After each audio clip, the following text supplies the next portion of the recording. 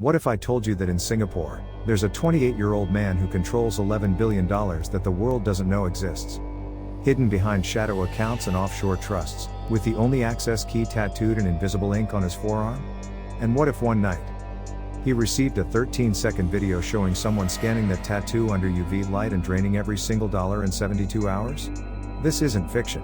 This is the story of Ethan Tanway Liang, the invisible heir to Asia's most powerful private banking fortune, the man who had to fake his own death to expose the biggest banking conspiracy in Southeast Asian history. Welcome to Hidden Vault Files. This is the 72 hours that burned Singapore's shadow banking system to the ground. Before we show you how one man took down an entire underground banking empire, here's what you're about to discover. We're going to introduce you to the Invisible Prince, born in a vault beneath Singapore's most exclusive street, who controlled billions nobody knew existed. We'll break down the night he discovered someone had stolen his master key and was draining $11 billion in real time. Then we'll expose how he raised $3 billion in ransom money in just 24 hours by liquidating his entire family's legacy. We'll reveal the moment Marina Bay Sands exploded on live television with him supposedly inside. We'll show you how the ransom was actually bait and the biggest banking sting Asia has ever seen. And we'll tell you how he walked away from everything to rebuild Singapore's financial trust from a shophouse in Yeo Shaya. Because this isn't just about money. This is about what happens when the invisible become visible, and the powerful become powerless. He was born at the exact minute the Singapore dollar hit its all-time high against the US dollar. His mother, granddaughter of the founder of Asia's most powerful private bank, went into labor inside the family's underground vault beneath Orchard Road while screens showed another billion flowing into shadow accounts. The newborn's first breath was filtered through gold-plated air vents. They named him Ethan Tanway Liang. The world was never told he existed. By age 12, his uncle Victor was teaching him how to layer offshore trusts. By 16, he understood bearer shares and nominee directors better than most financial regulators. By 28, Ethan controlled the largest unreported banking fortune in Asia, $11 billion hidden behind layers so complex that only 3 people on Earth could access it. The key to everything, literally, was a 44-character master code tattooed in invisible ink on the inside of his right forearm. Under normal light, his arm looked completely blank. Under UV light, the code glowed bright blue, 44 characters that unlocked a private banking system built over 3 generations. This wasn't wealth in the traditional sense. There were no mansions in his name, no yachts registered to him, no public companies showing him as a shareholder. Everything was shadow. Everything was hidden. Everything was designed to be invisible to tax authorities, financial regulators, and anyone else who might ask uncomfortable questions about where $11 billion came from and where it was going. Ethan lived in an $88 million penthouse atop Marina Bay Sands Tower 3, but the deed was held by a Cayman Islands trust. He flew on a matte black Bombardier Global 7500, but it was registered to a British Virgin Islands shell company. He wore watches worth more than most people's houses, but they were technically owned by a Luxembourg foundation. On paper, Ethan Tanway Liang was nobody. In reality, he was one of the most powerful financial operators in Southeast Asia. And he liked it that way. Invisibility meant freedom. Invisibility meant power without accountability. Until Wednesday at 2:22 in the morning, when his phone vibrated once on the glass table and everything changed forever. Wednesday, 2:22 a.m. Singapore time. Ethan is alone in the penthouse, barefoot on black marble, wearing a blood-stained white dress shirt from a private baccarat game that ended badly for someone else. The city glitters below like a circuit board of wealth and power. His phone vibrates. Unknown sender. No name. Just a single red lion emoji. He opens it, expecting maybe a message from one of his offshore contacts or a late-night business proposition. Instead, he sees a 13-second video that makes his blood run cold. The footage is from a hidden camera inside the family's underground vault, the same vault where he was born, the same vault that only 4 living people have access to. A gloved hand reaches into frame and grabs his right forearm. Under UV light, the 44-character master key glows bright blue, every character perfectly visible, perfectly readable. Then the video cuts to a live terminal window. Someone is typing the exact key into the shadow ledger system. The balance appears on screen, $11 billion, 0 cents. A red countdown starts in the corner, 72 hours 0 minutes 0 seconds 71 hours 59 minutes 59 seconds 71 hours 59 minutes 58 seconds. Ethan drops the phone. It hits the marble floor, screen spider webbing like a cracked merlion. The red glow from the countdown paints the entire penthouse blood red. For 5 seconds, he can't move, can't breathe, can't process what he just saw. Someone was inside the vault. Someone scanned his tattoo. Someone has the master key. And in 72 hours, $11 billion will be gone. He sprints to the private elevator, descends 57 floors to ground level, gets in his matte black Rolls-Royce Phantom with fake diplomatic plates, and races across the city at speeds that would get anyone else arrested. He arrives at the vault entrance 23 minutes later. Palm scan. Retina scan. Voice recognition. DNA prick. The titanium door hisses open. The vault is empty. Not robbed empty. Just empty. The UV scanner he used to check his tattoo every morning is gone. The motion sensor logs have been wiped clean. When he checks the timestamps, he realizes the logs were erased 6 weeks ago and he never noticed. Whoever did this had been planning it for at least 6 weeks, maybe longer. His hands shake so hard that he cuts his finger on the cracked phone screen. Blood drips onto the marble like a bad omen. And Ethan does the one thing no Singapore banking heir has ever done. He opens the message reply and types 8 words that will collapse 3 generations of hidden wealth. Name your price. I will pay anything. Wednesday 3:07 a.m. Ethan is already in full flight mode. Plan A is simple. Race to Changi private terminal, board the family's jet on standby, fly to the British Virgin Islands where the real shadow ledgers are buried inside numbered trusts that only he and his late grandfather ever accessed. Maybe from there he can lock down the accounts. Freeze the transfers, buy time to figure out who's behind this. He hits the East Coast Parkway at 220 km per hour, city lights blurring into streaks of gold and white. He makes the runway at 3:28 a.m. The jet stairs are down. Engines are hot. The crew is paid in bearer shares to forget flights like this ever happened. He's halfway up the stairs when every screen in the hangar flashes red. Live feed from the family's underground vault shows the $11 billion shadow ledger balance collapsing in real time. $1 billion gone. $4 billion. $8 billion. $11 billion drops to $0.00 in 10 minutes flat. The final sweep bounces through privacy layers that even Singapore's monetary authority can't trace, then disappears into accounts so deeply hidden that it would take years to find them. Ethan actually staggers on the stairs. A bodyguard catches him, whispering, "Sir, the authorities are already at the gates." By 8 a.m., #Singapore bankrupt is trending worldwide. Every private bank in Asia freezes high net worth accounts pending investigation.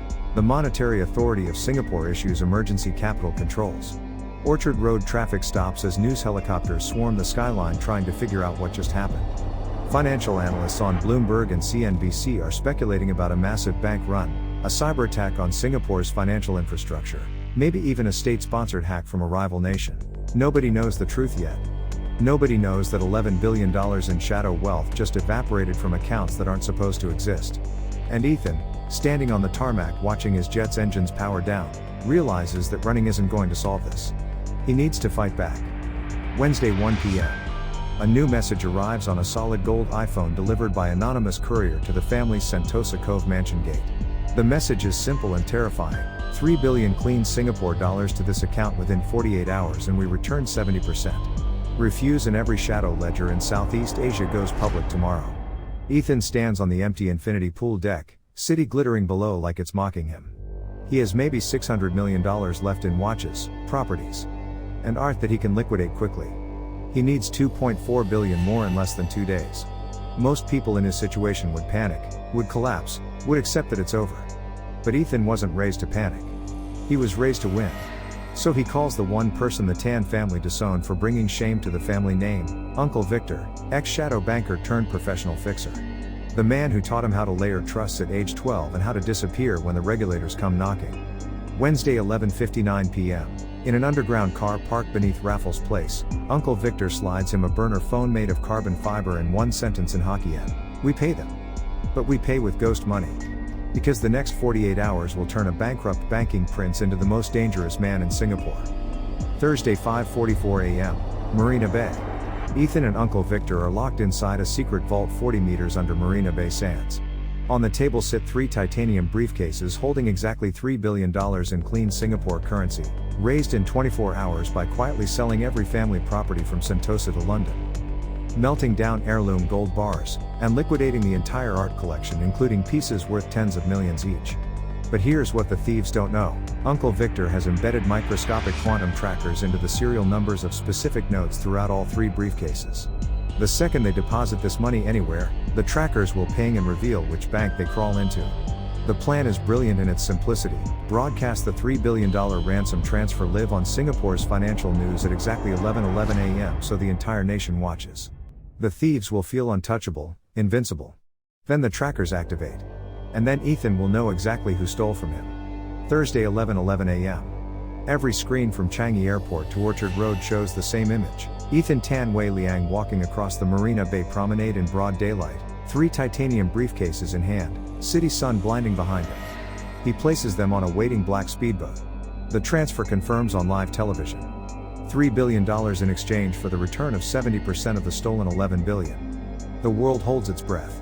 8 seconds of complete silence across Singapore. Then Tower 3 of Marina Bay Sands, the royal penthouse tower where Ethan lives, erupts in a perfectly timed fuel air explosion. The sky lobby becomes an inferno. Windows shatter.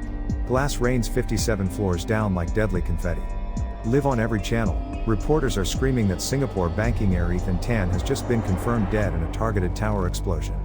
His verified LinkedIn account posts a single black square with a red lion emoji. Hashtag RIP Tan trends #1 globally within minutes. The Singapore Stock Exchange halts trading. The Prime Minister's office releases a statement expressing condolences to the Tan family. Within an hour, every major news network in Asia is running documentaries about the rise and fall of Singapore's invisible banking dynasty. Ethan Tan Wei Liang, age 28, is dead. Except he's not. Thursday 2 p.m. An anonymous dark web stream drops a 22-second video titled Singapore's $14 billion lie. The video shows Ethan, very much alive, shirt burned and torn, standing on a burning speedboat in the middle of Marina Bay, holding up the empty quantum tracker receiver. He looks directly into the camera and says, "They just tried to erase me with my own money. Keep watching." The video ends with the $3 billion ransom suddenly moving again, tracked in real time, flowing straight into accounts registered to 3 of Singapore's oldest family banks and 1 distant uncle who sits on the Monetary Authority of Singapore board. The ransom was never ransom. It was bait in the biggest banking sting Asia has ever seen. Thursday 6 p.m., Raffles Place. Every tower in Singapore's central business district is locked down. Black Moss tactical teams in unmarked vans storm the vaults of 3 historic family banks and the Tan family's own headquarters. Live on every channel, billionaires in tailored shirts are being dragged across marble floors, wrists in plastic cuffs, faces showing the shock of men who thought they were untouchable. Thursday 7:07 p.m., Tan family boardroom. Ethan walks straight into the glass-walled conference room wearing his burned white shirt, no tie, no fear. The entire board is already seated, including his father, the chairman. Ethan places the quantum tracker device on the teak table and speaks in perfect Mandarin. "I paid $3 billion to catch the men who stole $11 billion from the people of this country. Today they are all in chains." Thursday 9 p.m. The courts unfreeze $13.97 billion across 812 shadow accounts. Every privacy layer cracked. Every ghost transaction traced in under 5 hours. The original $11 billion plus the $3 billion ransom plus an extra $970 million in dirty fees. Every single dollar recovered and accounted for. Thursday 11 p.m. Live television across Singapore shows the arrested bankers and 2 of Ethan's uncles confessing on camera. They admit running a secret shadow lending ring that siphoned billions from retail depositors and small businesses for decades. Ethan's ledger was just the final vault they cracked, the biggest score in their long career of stealing from people who would never know they were being robbed. Friday dawn brings the final revelation. The body found in the Marina Bay Sands rubble is confirmed as a paid look-alike, a former Singapore Armed Forces commando who took $20 million to disappear to New Zealand and live under a new identity for the rest of his life. The explosion was remotely triggered using military-grade accelerants that Ethan's team planted weeks in advance. Ethan orchestrated every second of his own death, knowing that the thieves would try to eliminate him the moment they received the ransom payment. He turned their assassination attempt into proof of guilt broadcast live to the entire world. Friday 10 a.m. Ethan signs over every recovered dollar, live on Channel News Asia, to a new public trust for Singaporean small and medium enterprises and education programs. $13.97 billion. He keeps exactly 0. His father watches from the boardroom, silent, as his son gives away 3 generations of accumulated wealth in a single signature. Friday 2 p.m. The Monetary Authority of Singapore shuts down shadow banking loopholes overnight. Emergency legislation passes through Parliament in record time. The Straits Times Index loses $52 billion in a single trading session. The Singapore dollar drops 9% worldwide in 2 hours as international investors panic about the exposure of shadow banking practices.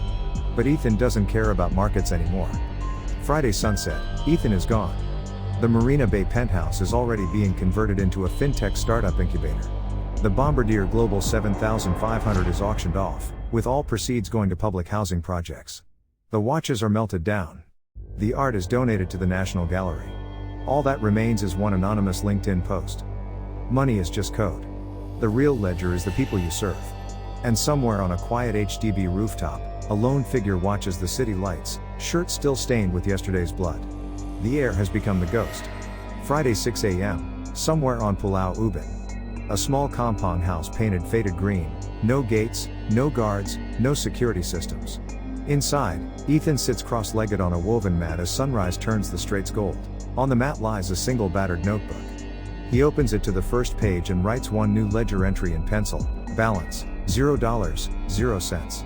He smiles wider than he ever did in any boardroom surrounded by billions.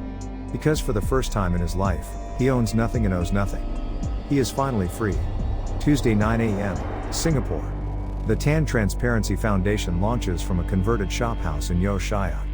First donation commitment: every future dollar Ethan earns from books, speaking engagements, or media interviews goes directly into the foundation. The mission statement is painted on the wall in 4 languages. Any bank, any shadow ledger, any thief hiding dirty money. Give us 72 hours and the books will balance. By noon the website crashes from traffic across Southeast Asia. People who lost money to shadow banking schemes for decades finally have hope that someone is fighting for them. Wednesday sunrise, Marina Bay. A single post appears on the foundation's LinkedIn page: Ethan walking barefoot along East Coast Park, white shirt flapping in the wind, face not visible, just a silhouette against the rising sun. The caption reads, "Money is just numbers. The real wealth is the people you return it to." No hashtags. No location tags. No branding.